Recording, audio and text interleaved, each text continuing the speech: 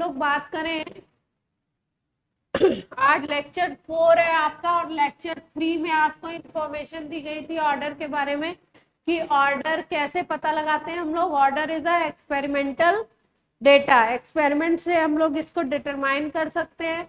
और ये आपको क्या शो करेगा, ये शो करेगा कि अगर किसी रिएक्टेंट की कंसंट्रेशन या प्रोडक्ट की कंसंट्रेशन में आप किस तरीके का चेंज लाते हो, डिक्रीज, इंक्रीज, और कितने टाइम्स इसको डिक्रीज या इंक्रीज करते हो, तो रेट किस हिसाब से डिक्रीज या इंक्रीज होता है या रेट वही का वही रहता है। इसकी बेसिस पे हम लोगों ने बात की थी zero order, first order, second order, इस तरीके से। और ऑर्डर के कुछ हमने क्वेश्चंस किए थे कि कैसे हम लोग कोई रेट एक्सप्रेशन अगर गिवन हो तो ऑर्डर हम निकाल सकते हैं।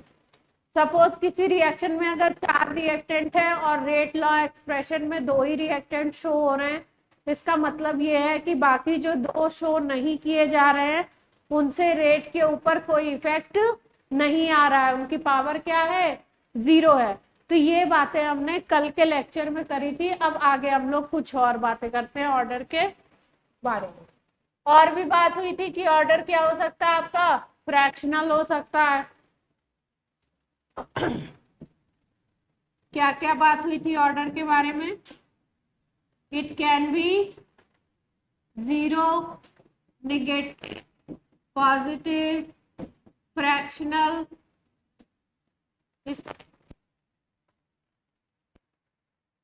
फिर उसके बाद सेकंड बात हुई थी कि ऑर्डर हम कैसे डिटरमाइन करते हैं।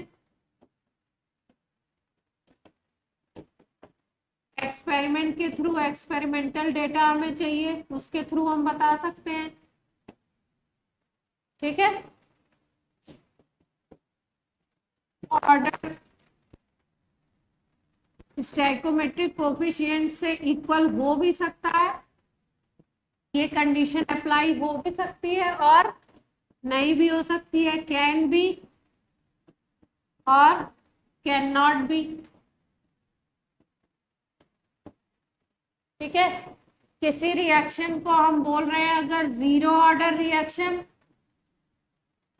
तो हम क्या बता रहे हैं, हम ये बताना चाहते हैं कि रिएक्टेंट की कंसंट्रेशन के ऊपर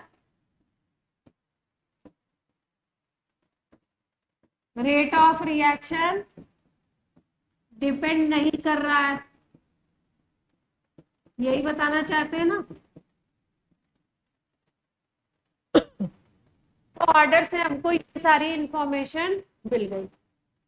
अब हम लोग देखना चाहते हैं कि रेट कांस्टेंट जो आया था, अगर उसकी यूनिट हमें बतानी है तो हम कैसे बता सकते हैं, ऑर्डर के थ्रू। ठीक है। तो इसके लिए रेट कांस्टेंट की अगर हमको क्या बतानी है, यूनिट पता करनी है, तो यूनिट हम कैसे पता लगा सकते हैं। एक तो सीधे सीधे हम लोग फॉर्मूला यूज कर सकते हैं। फॉर्मूला क्या है इसके लिए, इसके लिए फॉर्मूला है कंसंट्रेशन का पावर -1 कर दीजिए, या आप ऐसे नहीं लिखो, कंसंट्रेशन को सीधे सीधे मोल पर लीटर लिख लेते, मोल पर लीटर का पावर कर दीजिए आप 1 - n, और यहाँ पे सेकेंड इनवर्स कर दीजिए। n यहाँ पे क्या है, ऑर्डर ऑफ रिएक्शन। अगर आपको क्वेश्चन में ऑर्डर ऑफ रिएक्शन पता है तो आप रेट कांस्टेंट की यूनिट निकालनी है तो आप ये फॉर्मूला यूज कर सकते हैं। इस फॉर्मूला को यूज करके मोल पर लीटर, इसकी पावर क्या लगानी है, 1 - n, second inverse.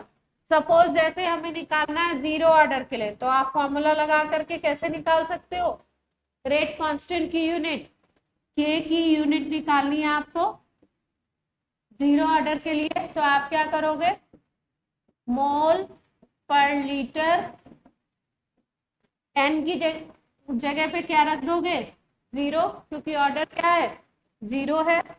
Second inverse करोगे तो ये आ जाएगा आपका मोल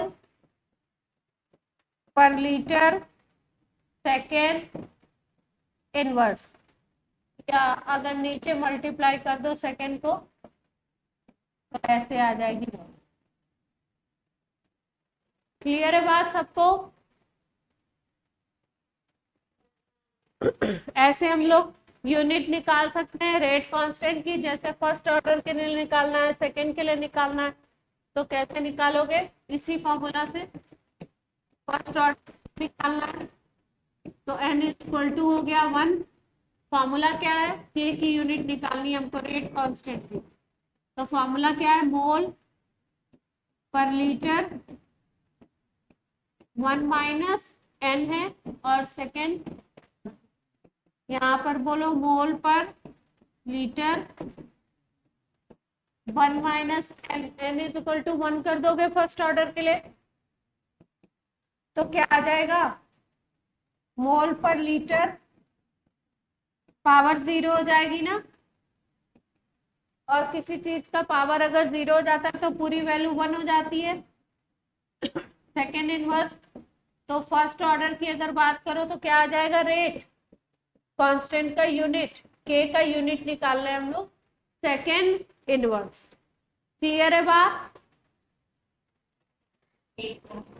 इसका मतलब ये है कि अगर किसी इक्वेशन में, किसी रिएक्शन में, उस रिएक्शन के रेट कांस्टेंट की यूनिट लिखी हुई है या रेट कांस्टेंट की वैल्यू लिखी हुई है यूनिट के साथ, तो आप उसको देख करके भी पहचान सकते हो कि फर्स्ट ऑर्डर है, सेकंड ऑर्डर है, जीरो ऑर्डर है, कौन सा ऑर्डर है। क्लियर है बात?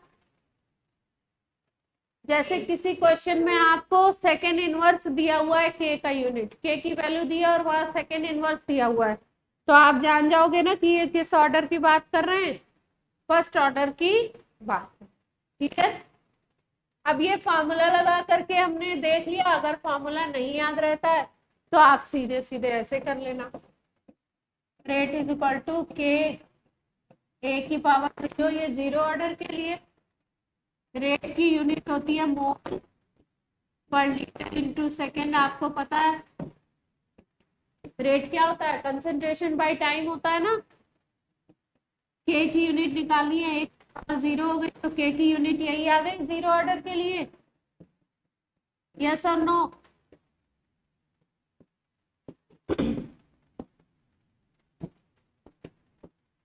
ये 0 के लिए हो गई।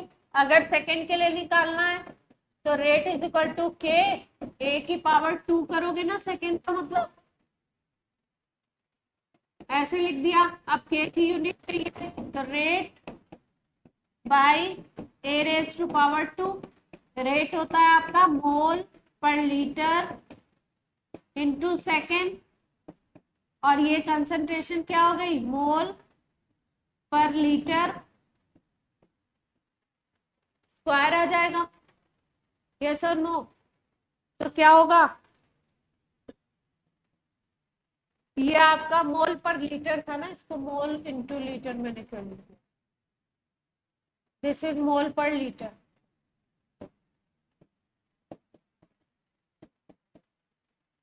ये था तो 1 मोल पर लीटर, 1 मोल पर लीटर तो कट जाएगा, और नीचे की तरफ क्या आ जाएगा? 1 मोल पर लीटर बचेगा आपका, और सेकेंड बचेगा। तो आप क्या करोगे? ऊपर ले जाओगे तो क्या आ जाएगा? लीटर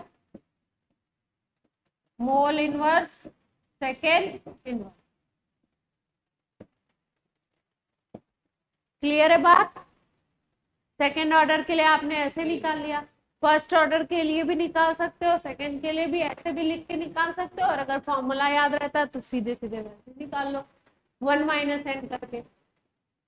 तो ऐसे तो हम लोग रेट कांस्टेंट की यूनिट निकाल सकते हैं।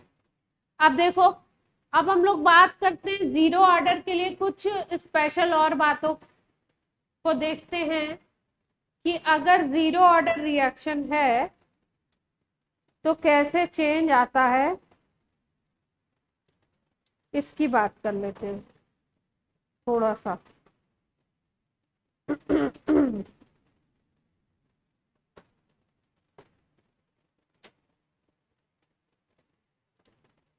चलिए जीरो समझा देते हैं।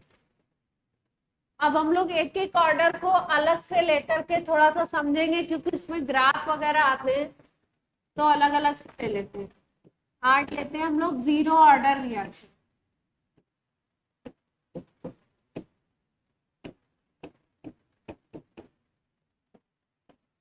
अब आपको पता है, देखो ज्यादातर केसेस में इस तरीके का ही रिएक्शन पूछा जाता है आपसे, ए से बन रहा है प्रोडक्ट, ठीक है। इसका इनिशियल कंसंट्रेशन मान लो है ए नॉट। ये क्या है? इनिशियल कंसंट्रेशन है ए नॉट।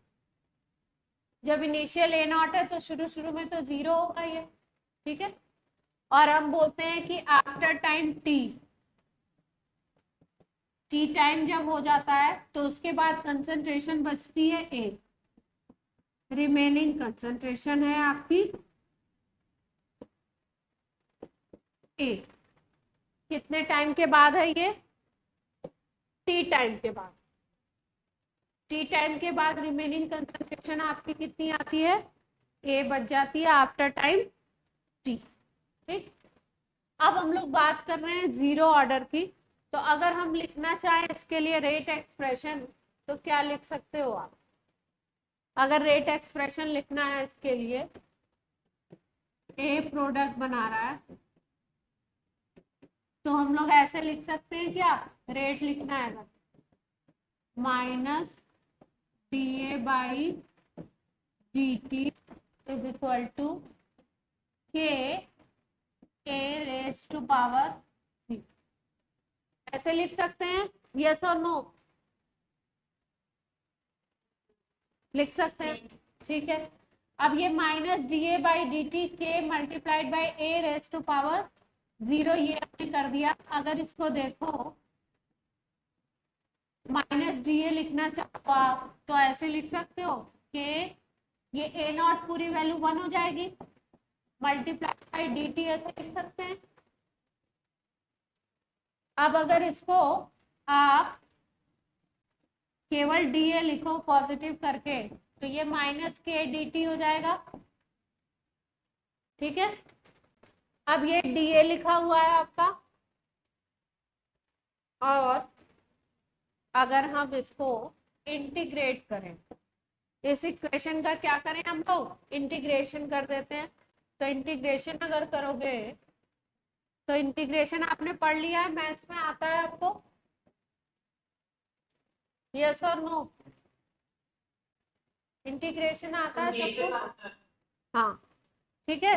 तो इसकी इंटीग्रेशन में लिमिट लिखनी पड़ती है।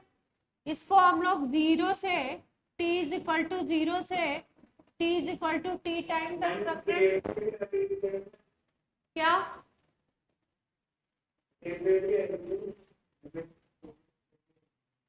के पे नहीं आएगी, के तो बाहर आ जाएगा ना, dt के लिए कर रहे हैं। ये ए नॉट है और ये ए है, के को बाहर कर दूं पहले ही, आप ये कहना चाहते हो?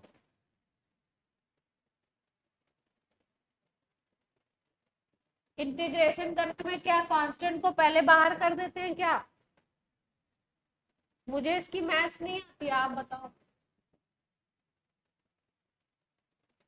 इस कांस्टेंट को पहले बाहर कर ले, माइनस के को, और फिर किसको कर रहे हैं? dt को कर रहे हैं। लिमिट क्या रख रहे हैं? जीरो से लेकर के time t is equal to T कोई टाइम है। तो अगर ऐसे आप करोगे तो यहाँ पे इक्वेशन क्या बन जाएगी अपनी? ये बन जाएगी क्या? a minus A not is equal to minus K T minus zero, ये बनेगी। ये वाले टाइम को t लिया, ये वाले टाइम को जीरो लिया, ठीक लिखिए इक्वेशन, देख लो आप लोग, ये आ जाएगा क्या?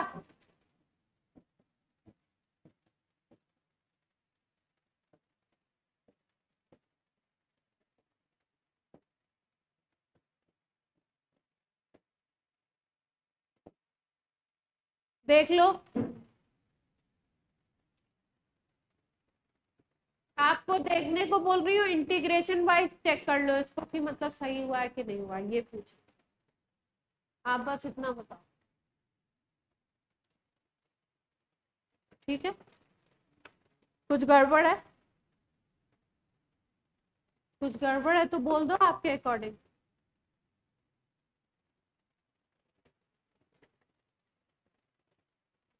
मेरे अकॉर्डिंग तो यही है।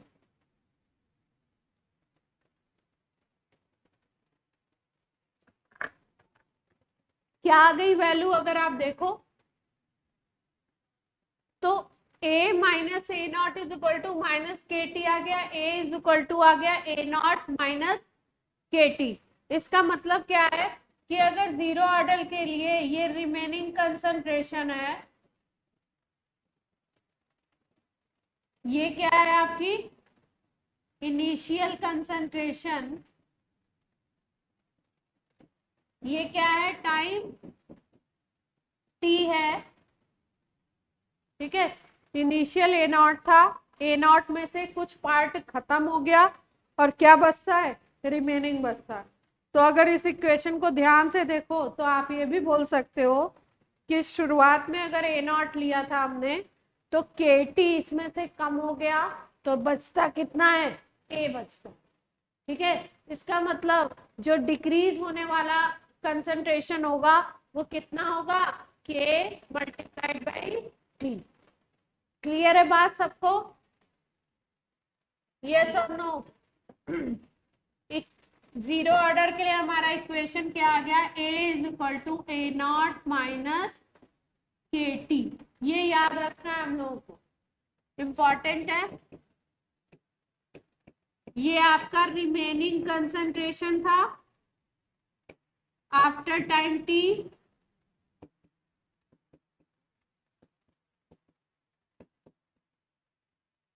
ए नॉट क्या था आपका इनिशियल कंसंट्रेशन था, ये तो t इज इक्वल टू 0 पे होगा, k क्या है आपका रेट कांस्टेंट है जीरो ऑर्डर रिएक्शन के लिए, और t आपको पता है टाइम है। क्लियर है सबको बात। अब अगर हम बोले इसमें हम लोग एक टर्म बोल सकते हैं कि हम लोग बोले कि हम निकालते हैं, एक टर्म बोला जाता है इसके लिए हाफ लाइफ, हाफ लाइफ, ठीक है। किससे डिनोट करते हैं इसको, लिखते हैं टी हाफ, स्मॉल टी के नीचे हाफ लिख देते हैं तो इसका मतलब होता है हाफ लाइफ टी हाफ। होती क्या है देखो, हाफ लाइफ का मतलब है कि इनिशियल कंसंट्रेशन कितना हो जाए, हाफ हो जाए। हाफ होने का मतलब है कि हाफ खत्म हो जाए रिएक्शन। जैसे मान लो ये ए बना रहा है क्या प्रोडक्ट, तो अगर इसकी हाफ लाइफ निकालनी है, मान लो शुरुआत में ये 1 मोल है ना, तो अगर हाफ लाइफ निकालना है तो हाफ लाइफ क्या बोलोगे, टाइम टू कंज्यूम और decompose half concentration of initial, half concentration of initial, ठीक है। तो आप इस इक्वेशन में ये भी कह सकते हो कि time to consume half mole per litre is called half life, कह सकते हो। मतलब किसी भी रिएक्टेंट का जो इनिशियल आप कंसंट्रेशन लेते हो, अगर उसका हाफ डिकम्पोज हो जाता है, हाफ रिएक्शन में पार्टिसिपेट कर लेता है, तो उस टाइम को अगर कैलकुलेट करोगे तो उसको आप क्या बोलोगे, half life of that reaction. और डिनोट किससे करते हैं उसको, टी हाफ से डिनोट करते हैं। क्लियर है बात। इसको अगर रिएक्शन के टर्म्स में बोले तो कभी कभी क्वेश्चन की लैंग्वेज में ऐसे भी लिखता है कि रिएक्शन कंप्लीटेड 50%, रिएक्शन 50% कंप्लीट हो रहा है, ऐसे लिख दिया। तो 50% कंप्लीट होने का मतलब क्या है कि 50% रिएक्टेंट खत्म हो गया। अब कितना बचेगा? 50 आप खत्म कर दोगे तो 50 तो बचेगा। सपोज यहाँ 1 मोल लिया था तो हाफ मोल खत्म हो जाए, अब हाफ मोल रिमेनिंग है, हाफ खत्म हो गया। अगर आपने 100 मोल लिए थे तो 50 मोल खत्म हो गए, 50 मोल अब रिमेनिंग है। क्लियर है ये बात? अब यहाँ पे हम लोग देखते हैं इस इक्वेशन में टी हाफ लगा करके हमारी इक्वेशन क्या आ गई? जीरो ऑर्डर की A is equal to A not minus K T, यही तो आ गई। T is equal to T half लिखो और जो रिमेनिंग होगा वो क्या हो जाएगा? A नॉट बाई 2 हो जाएगा। अगर हम टी हाफ की बात कर रहे हैं तो कितना बचेगा? इनिशियल का हाफ ही तो बचेगा। तो यहाँ पे रख देते हैं ए नॉट बाई 2, यहाँ पे ए नॉट, यहाँ पे के मल्टीप्लाइड बाई टी हाफ। अब अगर इसको सॉल्व करो तो क्या आ जाएगा आपका? यहाँ पे ए नॉट है, ए की जगह ए नॉट बाई 2 ले लिया ना हमने। अब देखो के टी को इधर ले आते हैं और इसको इधर ले जाते हैं तो ए नॉट बाई 2 बचेगा, A not minus A not by 2, A not by 2 आ गया। टी हाफ, अगर टी हाफ बोलो तो क्या आ जाएगा? ए नॉट बाई 2 के, ये रिलेशन आ जाएगा। ये रिलेशन याद रखना इंपॉर्टेंट है। ये किसके लिए है? हाफ लाइफ किसकी है? ये जीरो ऑर्डर के लिए। अलग अलग ऑर्डर के लिए हाफ लाइफ का फॉर्मूला अलग अलग आएगा और जो एक्सप्रेशन हम लोग इंटीग्रेट करके निकालेंगे उस एक्सप्रेशन से हम लोग हाफ लाइफ कैलकुलेट कर सकते हैं। और वैसे हम लोग याद क्या रखें? T half is equal to A not by 2 K. ये किसके लिए है? आपका जीरो ऑर्डर। जीरो ऑर्डर के लिए क्या हो गया? ये formula T half is equal to A not by 2 K, याद रखेंगे। ठीक। अब मान लो अलग अलग परसेंटेज दे दी जाए तो भी निकाल सकते हो आप। जैसे हमने बोल दिया रिएक्शन 40% कंप्लीट हो रहा है तो आप निकाल सकते हो रिलेशन 40% कंप्लीट होने का मतलब है 40% डिकम्पोज हो गया तो बचेगा कितना? 60 बचेगा। देखो जैसे हमने बोला कि जीरो ऑर्डर रिएक्शन है ना, और रिएक्शन कितना हो गया? 40% कंप्लीट। तो आपको रिलेशन निकालना है के और टी में। ठीक। तो आप क्या बोलोगे? आप बोलोगे कि भाई 40% कंप्लीट का मतलब डिकम्पोज कितना हो गया है? 40% हो गया। तो रिमेनिंग कितना रह जाएगा? जो बचेगा वो कितना बचेगा? 100 माइनस 40 तो बचेगा 60%। अब फॉर्मूला में आप क्या लगा सकते हो? A is equal to A not minus K T, यही फॉर्मूला है ना। A की जगह क्या रखते हो? रिमेनिंग 60 मान लो। अगर इनिशियल आप मान लेते हो 100 सपोज, तो अगर आपका डिकम्पोज हो गया 40% का मतलब 40 डिकम्पोज हो गया तो रिमेनिंग आपका 60 हो गया। यहाँ 60 रख लो, यहाँ पे आपका 100 है माइनस के टी, तो ये रिलेशन क्या आ जाएगा? K T is equal to 100 minus 60 आ जाएगा 40, K T is equal to 40 आ जाएगा। इसके लिए अगर कुछ ऐसा देते हैं तो के की वैल्यू अगर दी हुई है तो टी निकाल सकते हो टाइम। सपोज इसी इक्वेशन में के की वैल्यू दे दी 2 दी हुई है के की वैल्यू, तो आप टाइम निकाल सकते हो आराम से। t is equal to 40/k आ जाएगा, 20 सेकेंड आ जाएगा। यस और नो?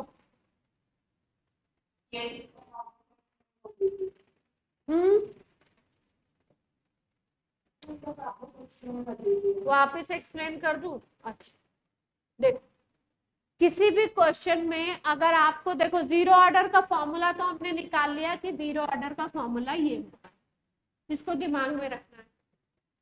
ए यहाँ पे है रिमेनिंग कंसंट्रेशन, ए नॉट है इनिशियल, के है रेट कांस्टेंट, टी है टाइम टी, जिसके बाद इतना ए बचता है, इतना कंप्लीट होने के बाद। अब लैंग्वेज में मान लो क्वेश्चन की देता है कि 40% कंप्लीट हो रहा है रिएक्शन। 40% कंप्लीट होने का मतलब है कि रिएक्टेंट 40% डिकम्पोज हो गया। तो 40% अगर खत्म हो गया तो बचेगा कितना उसके बाद? 60 तो बचेगा, 100 माइनस 40। तो ये रिमेनिंग कंसंट्रेशन है, वहां पे हमने 60 लगा दिया। अगर टोटल को 100 मान लो, इनिशियल को 100 कर दिया, के टी की वैल्यू रख दी, के और टी में रिलेशन निकाल लिया। अगर वैल्यू के की दे रखी है तो टी हम निकाल सकते हैं आसानी से। ठीक, अब देखो इन सब एक्सप्रेशन से आपके स्टेटमेंट वाले क्वेश्चन भी बनते हैं। अगर आपने पीवाईक्यू में देखा हो तो स्टेटमेंट आपको लिख देते हैं और स्टेटमेंट के बगल में मैचिंग के लिए 4 ऑप्शंस दे देते हैं।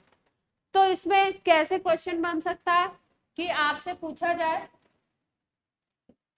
कि यहाँ पे जो टी हाफ है वो इनिशियल कंसंट्रेशन के ऊपर डिपेंड कर रहा है क्या? कर रहा है या नहीं कर रहा है? जीरो ऑर्डर में कर रहा है। क्यों? क्योंकि टी हाफ के एक्सप्रेशन में ए नॉट तो दिख ही रहा है ना आपको। T half of zero order reaction depends on A not initial concentration. Initial concentration के ऊपर जीरो ऑर्डर रिएक्शन का हाफ लाइफ डिपेंड करता है। क्लियर?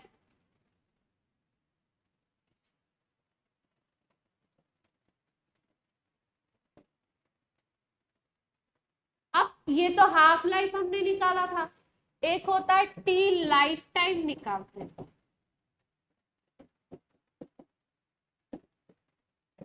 टी लाइफ टाइम निकालते हैं, ठीक है। Tea life time, T LF भी बोलते हैं। टी लाइफ टाइम कैसे निकालेंगे? लाइफ टाइम का मतलब क्या है? जितना था पूरा का पूरा खत्म हो गया, 100% खत्म।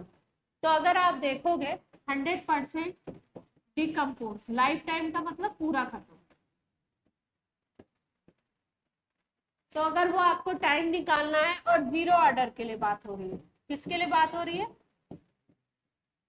तो जीरो ऑर्डर बोल दिया तो इसका मतलब आपको इक्वेशन क्या लगानी है? A is equal to A not minus K T. ठीक है, लाइफ टाइम का मतलब क्या है? पूरा खत्म हो गया, 100% डिकम्पोज। तो रिमेनिंग कुछ होगा क्या? रिमेनिंग जीरो हो जाएगा।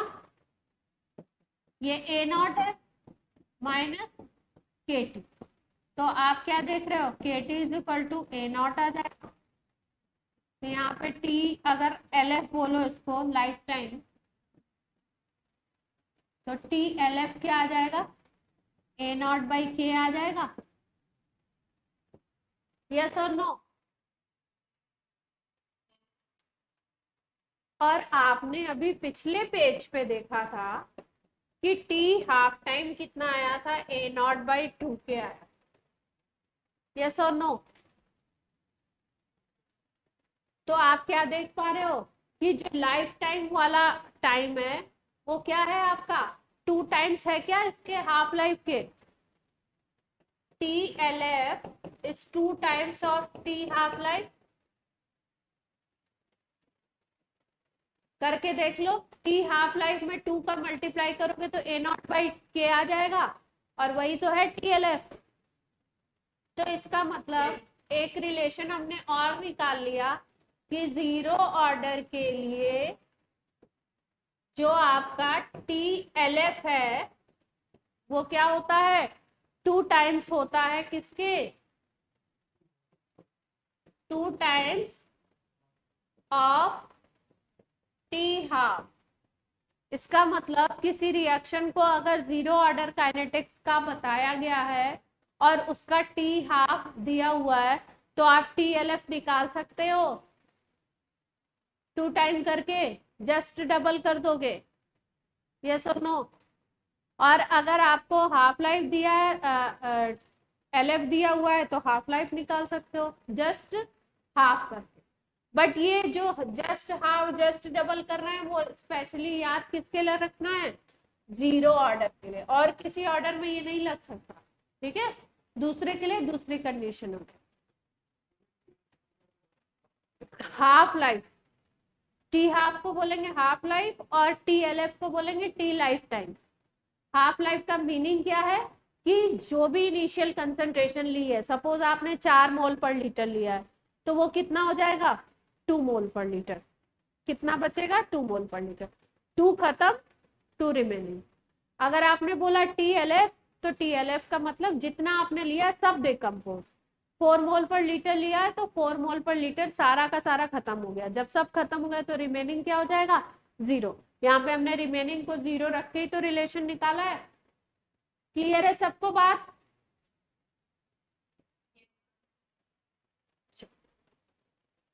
अब हम लोग जरा सा एक ग्राफ प्लॉट करके देखते हैं ना, ग्राफ देखना चाहते हैं। हमारा रिलेशन क्या आया था जीरो ऑर्डर के लिए, देखते हैं रिलेशन क्या आया था हमारा, a is equal to A not minus के।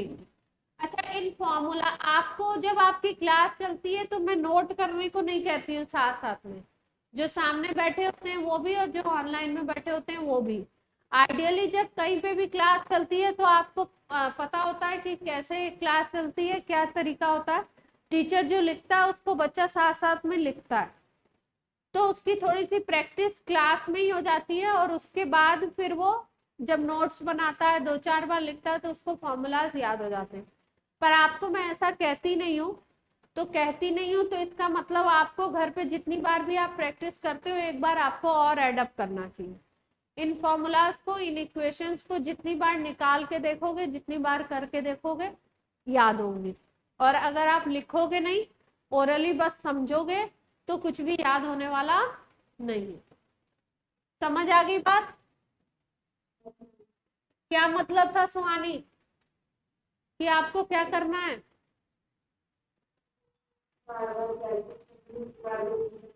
हाँ बार बार प्रैक्टिस करनी है, कोई फॉर्मूला है कोई डेरिवेशन है तो उसको बार बार देखना है, लिखना है, ठीक है। अब ग्राफ बना रहे हैं हम लोग, देखो ध्यान से, यहाँ पे अगर देखो, अगर इसको y एक्सिस,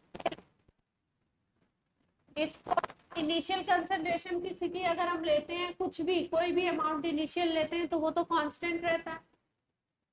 केटी को अगर mx से इस तरीके से अगर हम लोग इसको कंपेयर करके देखें तो क्या आता है, y की जगह पे क्या आ गया, a, मतलब रिमेनिंग कंसंट्रेशन आ गई। इंटरसेप्ट की जगह पे क्या आ गया, इंटरसेप्ट की जगह पे क्या आ गई, इनिशियल कंसंट्रेशन।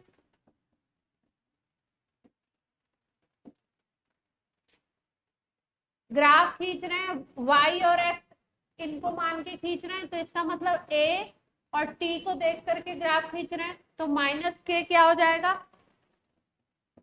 स्लोप हो जाएगा।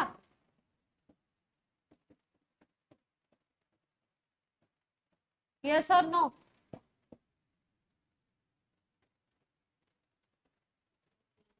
अगर ग्राफ खींचोगे तो किस तरीके का आ सकता है आपको, यहाँ पे रिमेनिंग कंसंट्रेशन ले रहे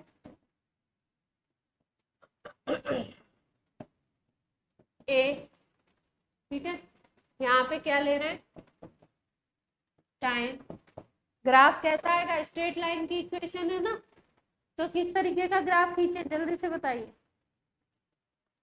ग्राफ स्ट्रेट लाइन क्या खींचना है निगेटिव स्लोप के साथ, कैसे खींचूं, ऐसे या ऐसे, ऐसे वाला, ऐसे खींच दूं, सही है ग्राफ।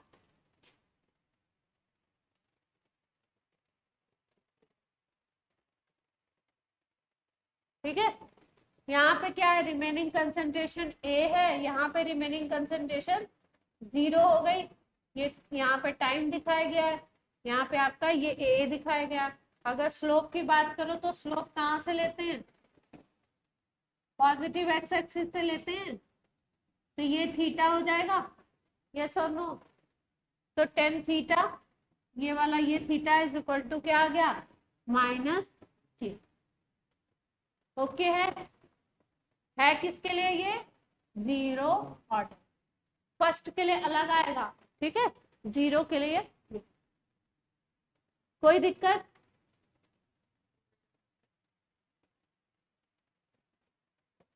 अच्छा एक और चीज देखो, हमने बोला कि 0 ऑर्डर का मतलब है कि रेट चेंज नहीं हो रहा है, कंसंट्रेशन को कितना भी चेंज करो आप, डबल करो, ट्रिपल करो, हाफ करो, कुछ भी करो, रेट चेंज नहीं हो रहा है। 0 के लिए ये चीज है ना,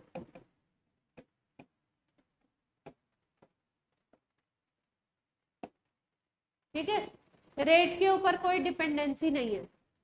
लेकिन अगर हम लोग बोले कि 0 ऑर्डर रिएक्शन है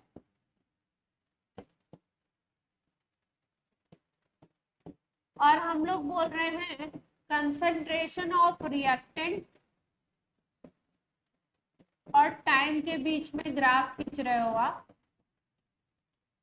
ठीक है, और यहाँ पे ले लो कंसंट्रेशन ऑफ प्रोडक्ट और टाइम के बीच में ग्राफ खींच रहे हो, तो कंसंट्रेशन ऑफ रिएक्टेंट तो टाइम के साथ साथ धीरे धीरे डिक्रीज करेगी, टाइम बढ़ेगा और कंसंट्रेशन ऑफ रिएक्टेंट डिक्रीज करेगी, ठीक है। और एक यहाँ पे ले लो रेट का, ROR का, और इधर ले लो कंसंट्रेशन। तो कैसा ग्राफ आना चाहिए, आप सोचो जरा सा।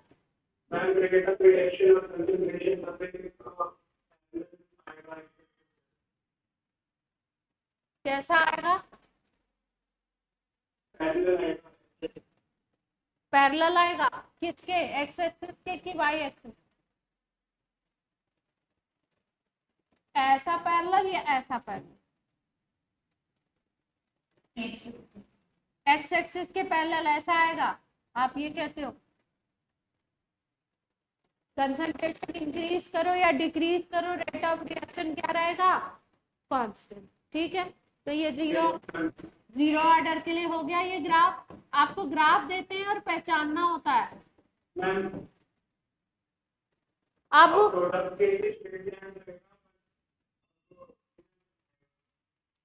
प्रोडक्ट के लिए स्ट्रेट लाइन, टाइम के साथ बताओ, पहले बनाया था बट अच्छा, रिएक्टेंट वाला यही सेम टू सेम बना दूं, ये रिएक्टेंट का ये सेम टू सेम रहेगा, कंसंट्रेशन और टाइम, कंसंट्रेशन डिक्रीज करेगी टाइम के साथ साथ। और प्रोडक्ट के लिए क्या बना दूं,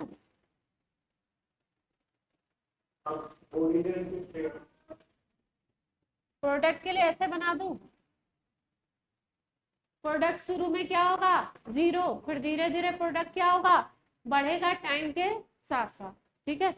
तो ग्राफ अगर आपको क्वेश्चन में कोई भी देता है तो आप सबसे पहले ध्यान से देखोगे किसके किसके बीच का ग्राफ है, ऐसा नहीं कि 0 ऑर्डर का तो हमें तो ऐसा याद है।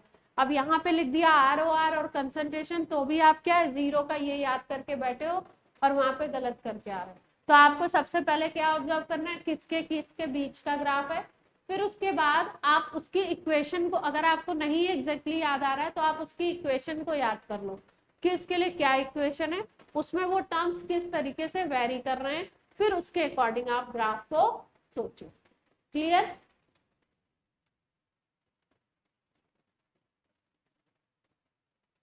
यहाँ पे टाइम बोल दिया था हमने, अब यहाँ पे अगर टी हाफ लाइफ बोल दें तब क्या होगा 0 के लिए?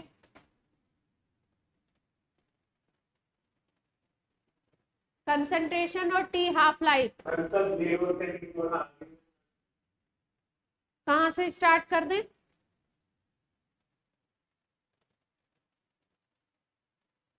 टी हाफ लाइफ के लिए इक्वेशन क्या आई थी?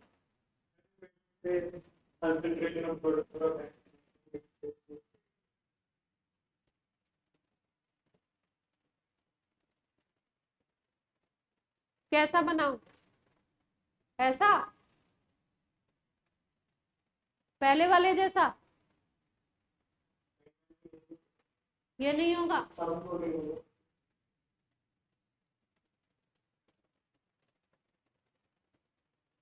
ये कंसंट्रेशन ऑफ रिएक्टेंट है,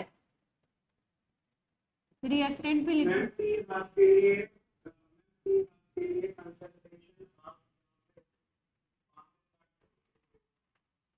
अच्छा, कंसंट्रेशन के ऊपर डिपेंड तो कर रहा है ना। क्या फॉर्मूला था हमारा? T half is equal to A not by 2k, यही था, ये था ना? हाँ, सेम टू सेम यही ग्राफ आएगा। सारांश कह रहे हैं जो फर्स्ट वाला ग्राफ था वही आएगा। बोलो। हाँ, रिएक्टेंट लिख दिया हमने। सेम टू सेम पक्का?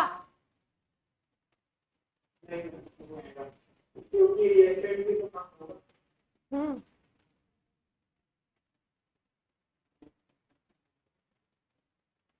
टाइम के साथ साथ कंसंट्रेशन ऑफ रिएक्टेंट कम होती जा रही है ना? और यहाँ पे टी हाफ की बात कर रहे हैं।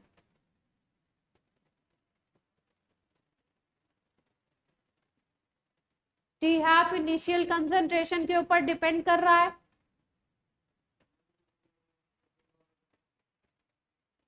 हम्म हम्म सारांश कह रहे हैं जैसा प्रोडक्ट का था वैसा बनेगा। सोचो और बताओ, 1 मिनट सोच लो आराम से।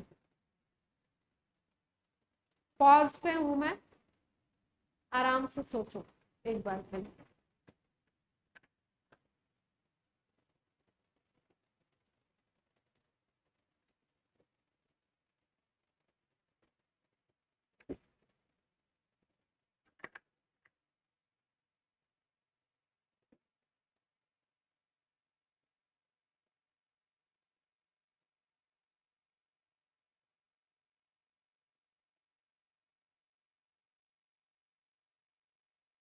सोचो और बताओ।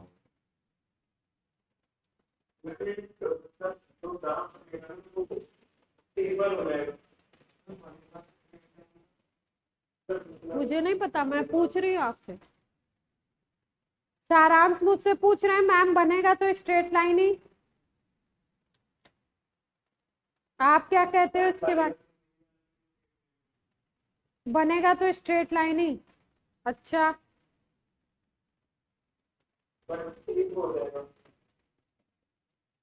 कैसा हो जाएगा?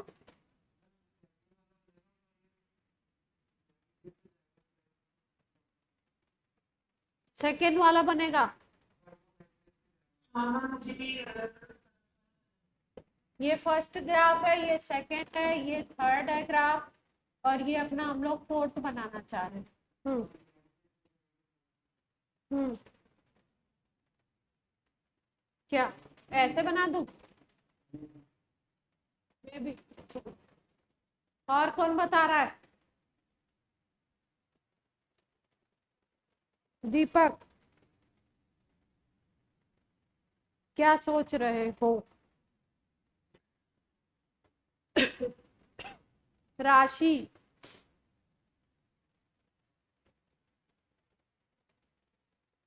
ट्राई करिए।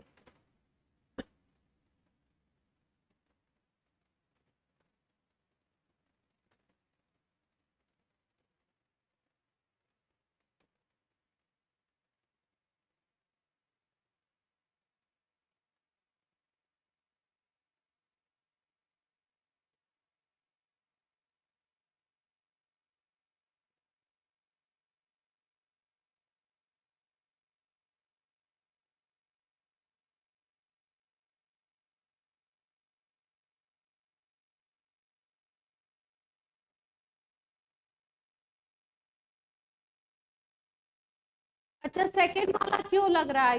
ये तो बताओ, रीजन तो बताओ, कैसे रिलेट कर रहे हो फर्स्ट वाला?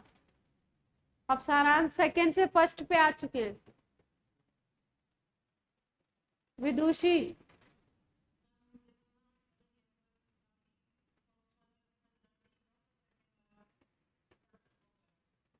अच्छा गैस कर रहे थे आप।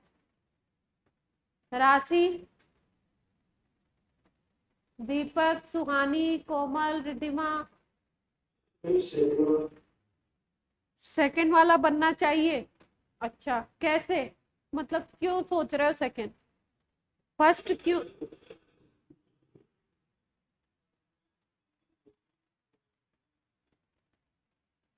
कंसंट्रेशन क्या हो रही है? रिएक्टेंट की कंसंट्रेशन डिक्रीज हो रही है टाइम बढ़ने के साथ साथ। तो डिक्रीज हो रही तो सेकंड वाला कैसे बनेगा? सेकंड वाला तो इंक्रीज वाला बना है ना।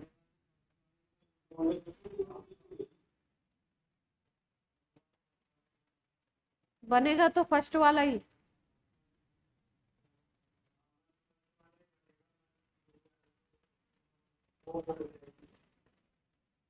अच्छा, ये है कंसंट्रेशन ऑफ रिएक्टेंट। हम्म, अच्छा। अच्छा, अगर यहाँ पे हम ये इस ग्राफ को 1 मिनट के लिए होल्ड करते हैं, अगर हम दूसरा एक ग्राफ दे दें आपको, ये टी हाफ है और ये इनिशियल कंसंट्रेशन। अब बोलो,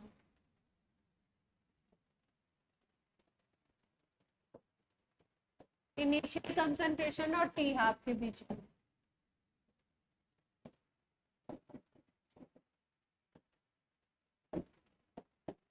आप क्या बना सकते हो जीरो के लिए?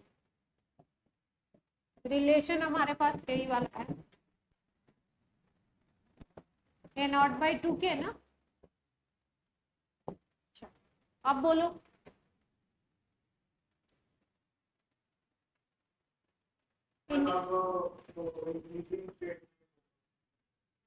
स्ट्रेट लाइन होगा। ए नॉट बढ़ेगा तो टी हाफ बढ़ेगा। अच्छा, तो कैसे आएगा? ऐसे, ये वाला।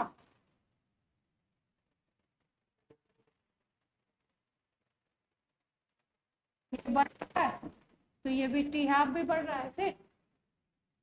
यस और नो, बोलो जल्दी। एक रिमेनिंग कंसंट्रेशन का है और एक इसका है, दो के ही ग्राफ है, एक इनिशियल का।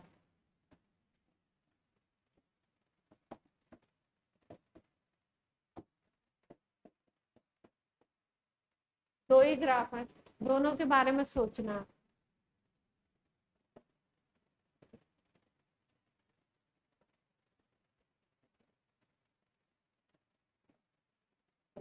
अब ये मैं बता नहीं रही हूँ, ठीक है, इसको मैं बताऊंगी नेक्स्ट क्लास में आपको।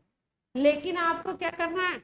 आपको इसको ट्राई करके आना है कि ये कैसे टी आपके साथ इनिशियल कंसंट्रेशन वेरी कर सकती है, करेगी भी या नहीं करेगी, ऐसा तो नहीं है स्ट्रेट लाइन आएगा, ये आपको सोच के बता। ठीक है, चलो अब एक दो क्वेश्चन जीरो ऑर्डर के कर लेते हैं। अभी जीरो ऑर्डर में कुछ एक दो चीजें रह गई हैं, बाकी वैसे हो चुका है जीरो ऑर्डर।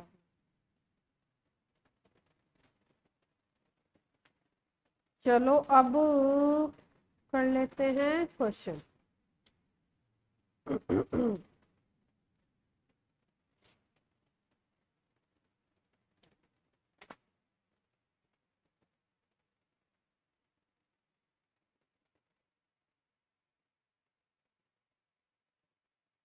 क्वेश्चन दिया हुआ आपका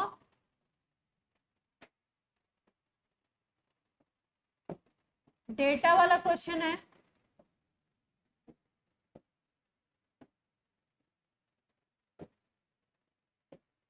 ये ए है, ये बी है, और ये है आपका रेट। ठीक है, ए दिया हुआ है पहले 0.1, 0.1, उस समय रेट होता है 2×10⁻3। ठीक है, अब इसको ए को कर दिया 0.2, इसको 0.1 ही रखा, तो ये हो गया 4 × 10⁻³ फिर उसके बाद इसको 0.1 कर दिया और इसको 0.2 कर दिया। ठीक है, और फिर उसके बाद हम देखते हैं कि इसका रेट हो जाता है 1/4 × 10⁻³ ठीक है, अब आपको बताना है order with respect to A, order with respect to B, overall order भी बताना है और रेट एक्सप्रेशन भी लिखना है।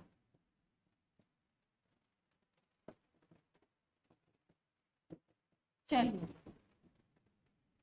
ट्राई करिए।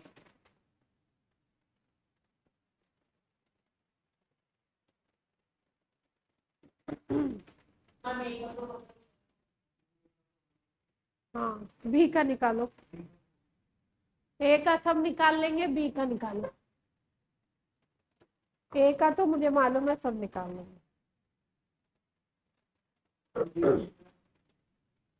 देखो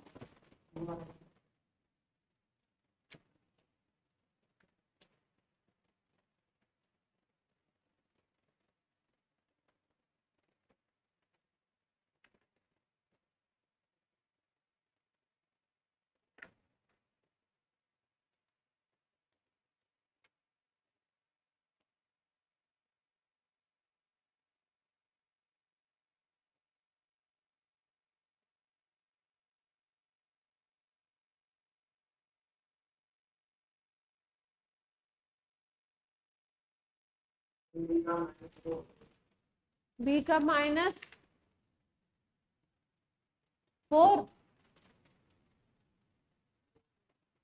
-2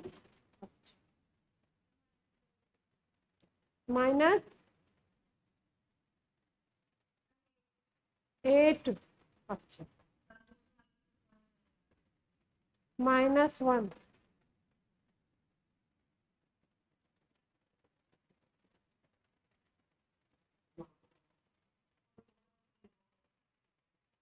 ओवरऑल 0 आ रहा है।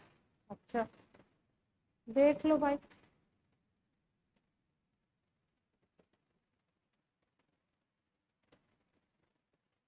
सारांश तुम्हारा क्या आ रहा? 2 ओवरऑल। अच्छा, बताऊं, चेक करेंगे?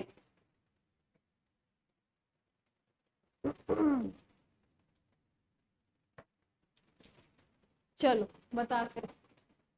देखो क्या देख पा रहे हो आप इक्वेशन से? पहले रेट एक्सप्रेशन ऐसे लिख लेते हैं, rate is equal to K ए, कोई पावर लगानी है हमको या लगानी है अभी? ठीक, तो देखो सबसे पहले 0.1 था तो 2 मल्टीप्लाइड बाई 10⁻⁻³ था। अब की बार इसको क्या किया हमने, ए को क्या किया, डबल किया। जब ए को डबल किया तो क्या देखा यहाँ पे कि रेट भी डबल हो गया। क्या देखो 2 का मल्टीप्लाई हो गया ना, डबल हो गया। तो इसका मतलब ए के में जो चेंज ला रहे हैं वही सेम चेंज रेट में भी आ रहा है, इधर 2 टाइम्स तो उधर भी 2 टाइम्स। जब दोनों तरफ सेम आता है तो ऑर्डर क्या आती है, 1 होती है, यस और नो। तो ए के रिस्पेक्ट में तो 1 हो गया ऑर्डर। क्यों, क्योंकि ए को 2 टाइम्स किया तो रेट भी 2 टाइम्स होगा। अब बी को देखते हैं। बी को हमने क्या किया, यहाँ पे अगर पहले और तीसरे को देखो तो बी को यहाँ पे डबल किया गया है। फर्स्ट और थर्ड को देखो अगर, तो बी को जब आप डबल कर रहे हो तो रेट को देखो, रेट क्या हो गया, यहाँ पे 2 मल्टीप्लाइड बाई 10⁻³ था। अब यहाँ पे हो गया 1/4 10⁻⁻3। तो कितने टाइम्स हो गया, पहले था ये, अब हो गया क्या ये। तो अगर हम टाइम्स निकालना चाहें कि कितने टाइम्स हो गया, तो टाइम्स मान लो x, तो x इज इक्वल टू क्या आ जाएगा, 1/4 मल्टीप्लाइड बाई, तो 1/2 टाइम्स हो जाएगा, यस और नो। अच्छा ये डिवाइड में जाएगा, ठीक है ठीक, 1/8 हो जाएगा। यहां तक की बात सबको क्लियर है।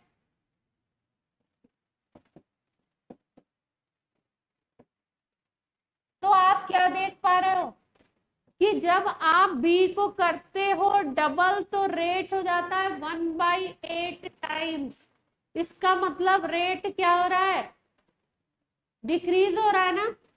तो रेट यहाँ पे इंक्रीज नहीं हो रहा है बी को डबल करने पे। बी को जब इंक्रीज कर रहे हो आप तो रेट क्या हो रहा है, डिक्रीज हो रहा है। इसका मतलब ये दोनों इनवर्सली प्रोपोर्शनल हैं। और जैसे ही इनवर्सली प्रोपोर्शनल की बात आती है वैसे ही जो पावर होगी वो क्या हो जाएगी, माइनस हो जाएगी। क्यों, क्योंकि अब आप ये नहीं लिखोगे rate is equal to K A raise to power 1। इसका मतलब ये है कि रेट ए के 1 पावर से डायरेक्टली प्रोपोर्शनल है और बी से क्या हो रहा है, बी 1/8 टाइम्स कर रहा है। इसका मतलब आप ये लिख सकते हो, देखो बी को आपने क्या किया, डबल किया, तो रेट क्या हो गया, 1/8 टाइम्स हो गया। तो डिक्रीज हो रहा है, आप देख पा रहे हो, ठीक है। तो इसको आपने डबल किया तो ये कितना हुआ, 1/8 टाइम्स हुआ। इसका मतलब कि जो रेट होगा वो बी की कंसेंट्रेशन के इनवर्सली प्रोपोर्शनल होगा। और इनवर्सली प्रोपोर्शनल अगर आप लेते हो तो इसको आप ऐसे भी तो लिख सकते हो, माइनस में पावर लिख सकते हो, जो भी आ जाए। यहाँ पे y मान लो, माइनस में पावर आ जाएगी। अब माइनस में पावर आएगी क्या, आपने डबल किया है तो क्या आया है, 1/8। तो क्या लिख सकते हो इसको, बोलो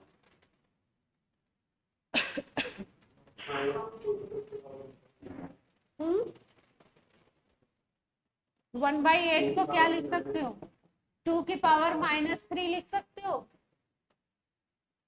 1/8 को, यस और नो।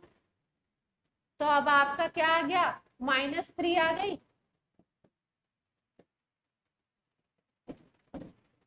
ए की पावर कितनी थी और बी की पावर कितनी आ जाएगी, माइनस। तो अगर ओवरऑल ऑर्डर देखोगे तो क्या आ जाएगा,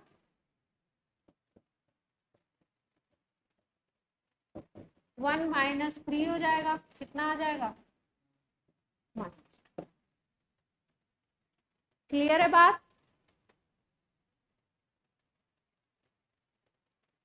तो ऐसा क्वेश्चन भी आपको देखने को मिल सकता है, यस और नो, जल्दी से बोलिए।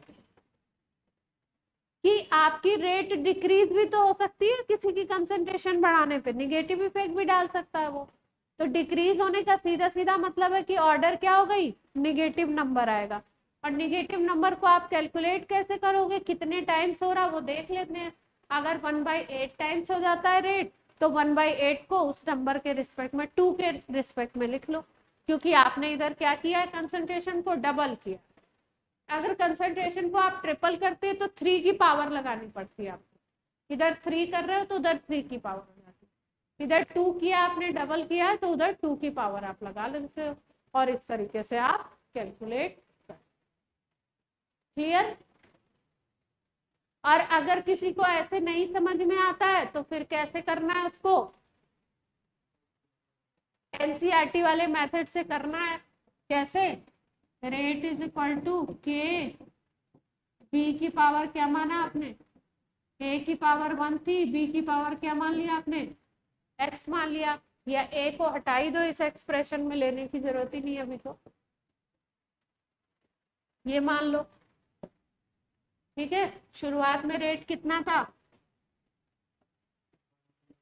2 मल्टीप्लाइड बाई 10⁻³ था, जब आपकी बी की कंसंट्रेशन 0.1,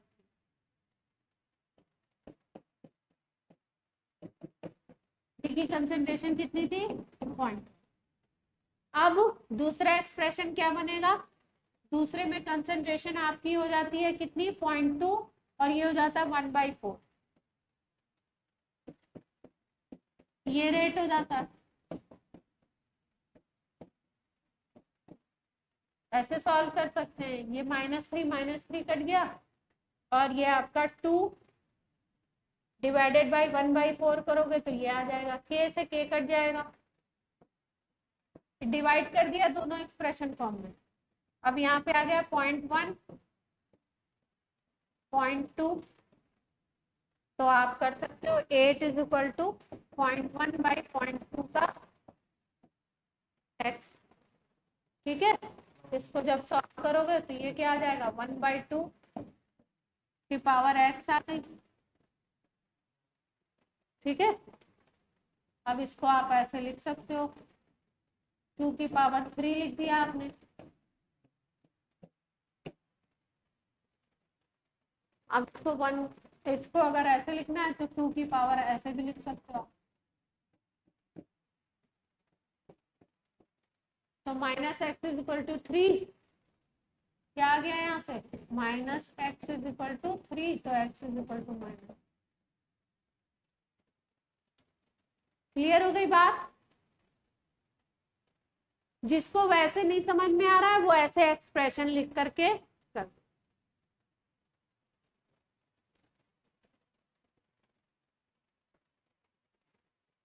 एक क्वेश्चन और कर लो, फिर उसके बाद आपका आज की क्लास होती है।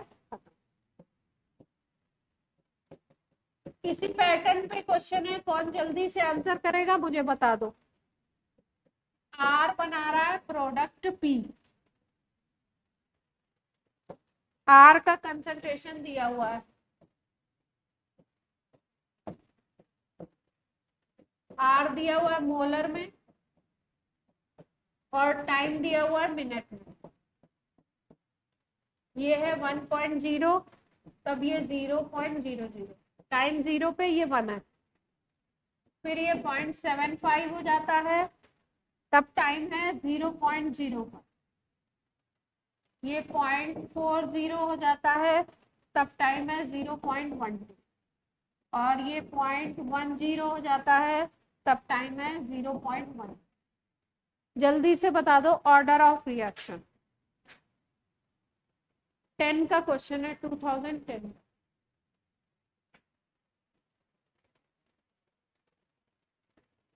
लास्ट वाले डेटा सही दिख रहे हैं?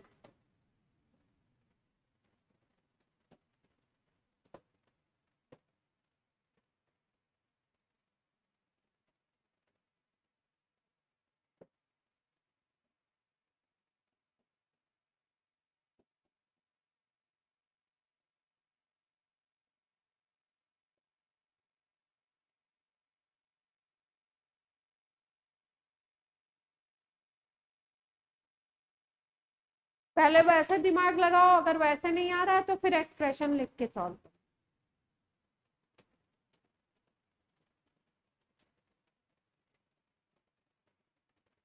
अगर वैसे आ जाता है तो अच्छी बात है।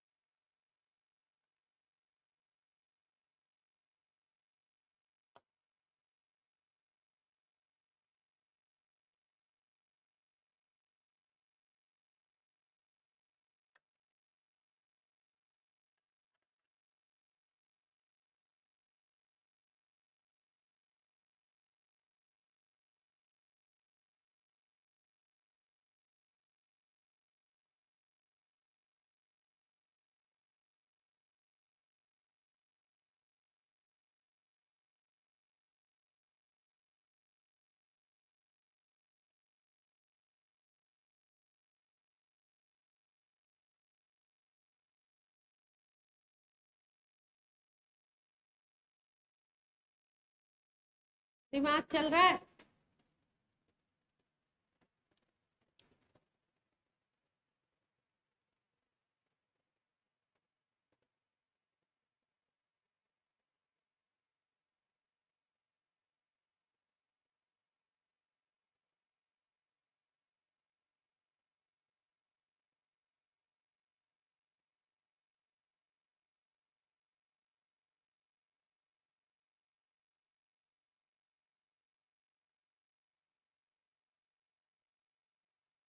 चल रहा है या नहीं चल रहा है? कुछ तो बोलो जल्दी से।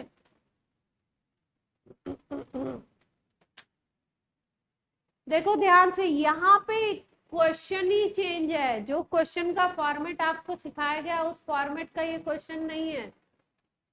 कभी कभी ये भी बोलना सीखो कि हमें तो समझ में नहीं आ रहा क्या है, क्या दिया है। ये देखो, आर की कंसंट्रेशन दी हुई है और टाइम दिया हुआ है, ठीक है।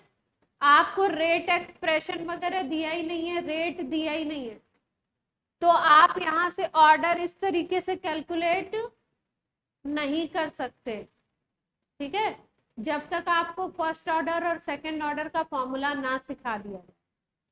जब वो फॉर्मूला आपको सिखा दिया जाएगा तब आप उस फॉर्मूला में रख करके आराम से निकाल सकते हो, लेकिन अभी आप इसको नहीं निकाल सकते। समझ गए? तो अभी ये क्वेश्चन क्या था आपका? उस तरीके से बोलो तो क्या था? आउट ऑफ सिलेबस था, अभी अभी पढ़ाया ही नहीं गया आपको, ठीक है।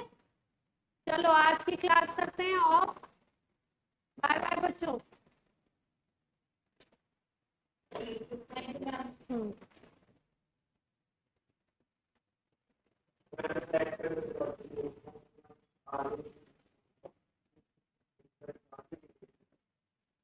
पीडीएफ, हाँ पीडीएफ अभी भेज देती हूँ। अच्छा अपलोड वाली, अच्छा कल भी कर